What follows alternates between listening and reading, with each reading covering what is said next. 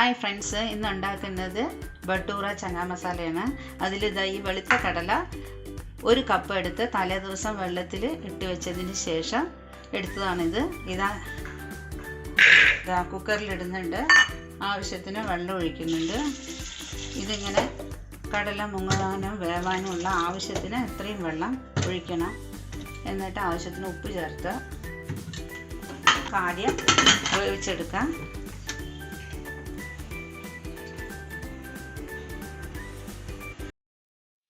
കറിക്ക് വഴറ്റാനുള്ള സാധനങ്ങളാണിത്. 2 പച്ചമുളക് വളർന്ന് വെച്ചിട്ടുണ്ട്, 1 വലിയ ഉള്ളി അരിഞ്ഞ് വെച്ചിട്ടുണ്ട്, 1 തക്കാളി ഉണ്ട്, പിന്നെ 1 കറിവേപ്പില, കുറച്ച് കൊത്തമല്ലി. ഇത് ചെറുള്ളിയാണ് അരിഞ്ഞ് വെച്ചിരിക്കുന്നത്. അവസാനം നമുക്ക് വറുത്ത് പൊരിയിടാനുള്ളതാണ്. ആദ്യം വറുത്ത് മാറ്റേണ്ട സാധനങ്ങൾ ഏതൊക്കെയാണെന്ന് പറയാം. 1 വെളുള്ളി അരിഞ്ഞിട്ടുണ്ട്, 4 ചെറുള്ളി ഉണ്ട്, 1 തുണ്ട് ഇഞ്ചി 2ആയി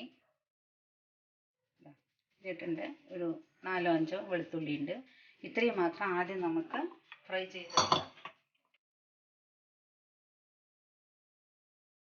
ആവശ്യത്തിന് കുറച്ച് എണ്ണ ഒഴിച്ചിട്ടുണ്ട്. ഇനി നമുക്ക് ഇതിലത്തെ എല്ലാ സാധനങ്ങളും അതിലേക്ക് ഇടാം.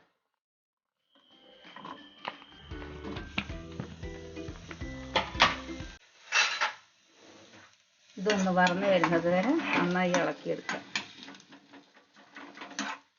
കടായി ഒഴിച്ചിട്ടുണ്ട്, കുറച്ച് എണ്ണ ഒഴിക്കുന്നുണ്ട്. ഒന്ന് ചൂടായതിന് ശേഷം പച്ചമുളക് ഇടുന്നുണ്ട്, ഉള്ളി ഇടുന്നുണ്ട്,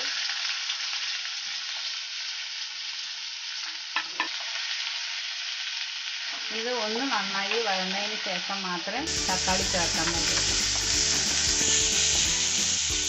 ഇതിപ്പോൾ ഇത്രയും ആയാൽ മതി. ഇത് കൂടെ ഞാൻ തക്കാളി ചേർക്കുന്നുണ്ട്. ഇത് ഒന്ന് വഴന്ന് വരട്ടെ. ഇപ്പം ഇത്രയും വഴന്ന് വന്നിട്ടുണ്ട്, അത് മതി. ഇനി നമുക്ക് സിമ്മിൽ വെച്ചതിന് ശേഷം പൊടികൾ ചേർക്കാം. മുളക് പൊടി 1 സ്പൂൺ ഇട്ടിട്ടുണ്ട്, 1/2 സ്പൂൺ മഞ്ഞൾപ്പൊടി ഇട്ടിട്ടുണ്ട്, 2 സ്പൂൺ നിറയെ മല്ലിപ്പൊടി,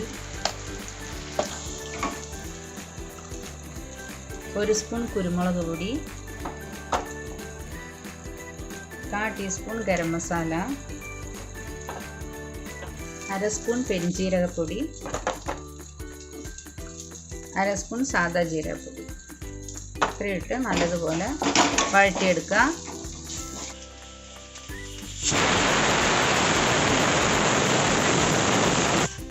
കടല നല്ലതുപോലെ വെന്തിട്ടുണ്ട്. ഇതിൽ വെള്ളം ചേർക്കാതെ കടല മാത്രം എടുത്ത് ഇതിൽ ചേർക്കാം. വെള്ളം ചേർക്കരുത്.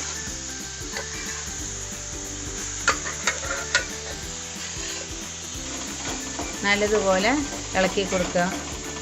2-3 നിമിഷം നല്ലതുപോലെ ഇളക്കി ഈ മസാല ഇതിലേക്ക് ഒന്ന് ചേർന്ന് കിട്ടണം. അതിന് വേണ്ടിയാണ്.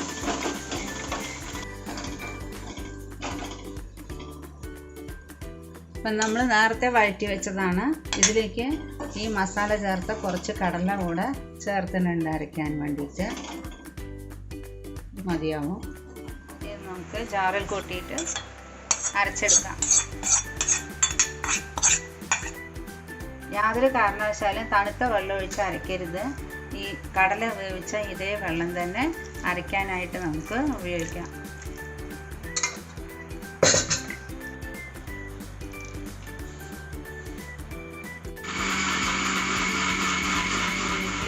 അരച്ചത് ചേർക്കാം.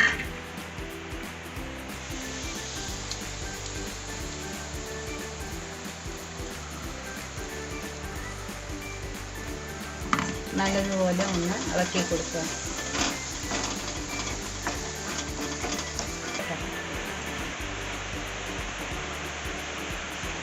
നമുക്ക് കടലക്കറി നല്ലതുപോലെ കൊഴുത്ത് കിട്ടാൻ വേണ്ടിയിട്ടാണ്, നല്ല കട്ടിയായിട്ട് കിട്ടാൻ വേണ്ടിയിട്ടാണ് ഈ കടലയും കൂടി കുറച്ച് നമ്മൾ ചേർത്ത് അരയ്ക്കുന്നത്. ഇനി ഇതിലേക്ക് നമുക്ക് കുക്കറിൽ ബാക്കി ഉണ്ടായിരുന്ന ചുടുവെള്ളം കൂടി ഒഴിക്കാം.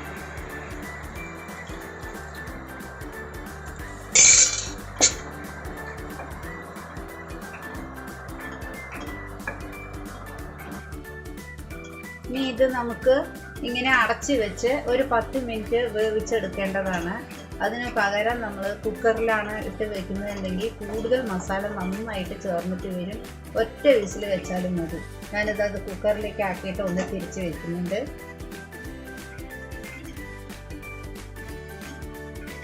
കുക്കറിലേക്ക് ഒഴിക്കുന്നുണ്ട്.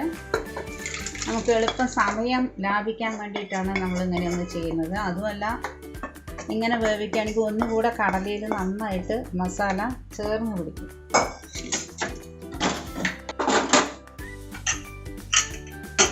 ഒരു വിസിൽ മതി വേവാൻ.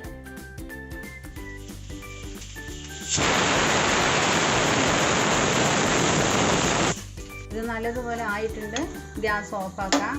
കറി റെഡി ആയിട്ടുണ്ട്. വിസിലൊക്കെ താന്നു. ഇതിലേക്ക് നമുക്ക് വറുത്ത ഉള്ളി ഇടാം.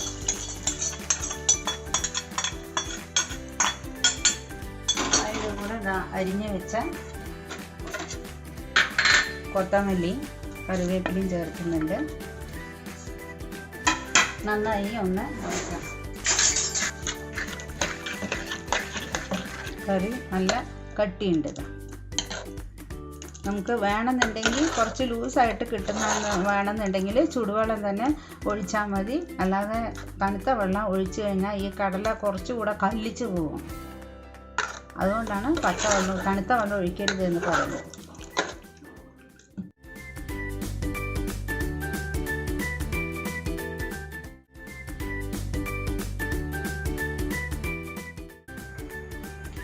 ബട്ടൂറ എങ്ങനെ ഉണ്ടാക്കാമെന്ന് നമുക്ക് നോക്കാം.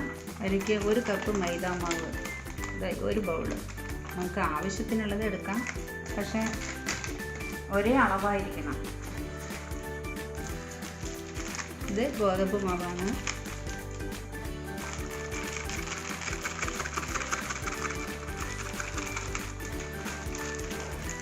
ഗോതമ്പ് മാവും ഒരേ അളവ്.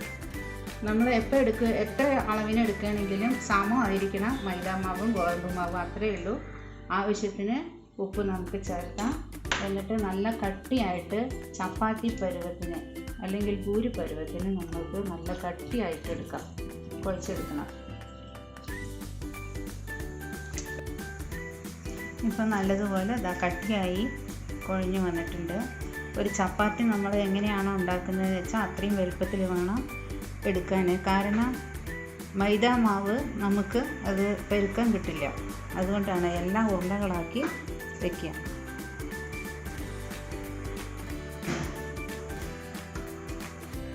ഇപ്പോൾ എല്ലാം ഉരുളകളാക്കി കഴിഞ്ഞു. പരത്താനായിട്ട് നമ്മൾ ഗോതമ്പ് മാവ് മാത്രമേ എടുക്കാൻ പാടുള്ളൂ, മൈദാമാവ് എടുക്കണ്ട. എല്ലാം ഒന്നിച്ച് പരത്തി റെഡിയാക്കിയതിന് ശേഷം മാത്രം നമുക്ക് എണ്ണയിലിട്ടെടുക്കാം. ഞാൻ ചപ്പാത്തി പലയോ ഉപയോഗിച്ചിട്ടില്ല, കോലും മാത്രമേ ഉള്ളൂ. സ്റ്റീൽ പ്ലേറ്റ് ആവുന്ന സമയത്ത് നമുക്കിത് താഴത്ത് ഇങ്ങനെ ഒട്ടിപ്പിടിക്കില്ല. അതുകൊണ്ടാണ് ഇത് എടുക്കുന്നത്. യാതൊരു കാരണവശാലും സ്റ്റീൽ പ്ലേറ്റിൽ ഒട്ടിപ്പിടിക്കില്ല. ഇത്രയും പരത്തിയാൽ മതി. കുറച്ച് കട്ടിക്ക് വേണം പരത്താൻ. ഒരുപാട് നൈസിൽ ചപ്പാത്തി മാതിരി പരത്തരുത്. ഇനി ഇത് മുഴുവനും പരത്തിയെടുക്കാം. ഇത് മുഴുവനും പരത്തി റെഡിയായി കഴിഞ്ഞു. ഞാനിത് സ്റ്റീൽ പാത്രത്തിൻ്റെ അടിയിൽ ഈ പേപ്പർ വെച്ചിട്ടുണ്ട്. ഈ പേപ്പർ ഇതിങ്ങനെ അങ്ങോട്ടും ഇങ്ങോട്ടും നീങ്ങി പോകാതിരിക്കാൻ വേണ്ടിയിട്ടാണ് പേപ്പർ വെച്ച് പരത്തിയത്. ഇനി നമുക്കിത് എണ്ണയിലിട്ട് എടുക്കാം. കടായി വെച്ചിട്ടുണ്ട്. എണ്ണ ഒഴിക്കാം. നല്ലതുപോലെ എണ്ണ ഒഴിക്കണം.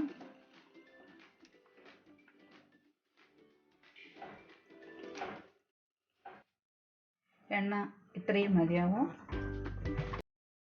പൂരി ഇടുന്ന സമയത്ത്, ബട്ടൂര ഇടുന്ന സമയത്ത് നല്ലതുപോലെ അതിനകത്തോട്ട് മുങ്ങിപ്പോകാൻ വേണ്ടിയിട്ടാണ് ഇടുന്നത്. എണ്ണ നല്ലതുപോലെ ചൂടായി അതിന് ശേഷം ഇടാം. നമ്മളിതാ എണ്ണ ആയിട്ടുണ്ട്. ബട്ടൂര റെഡിയാണ്.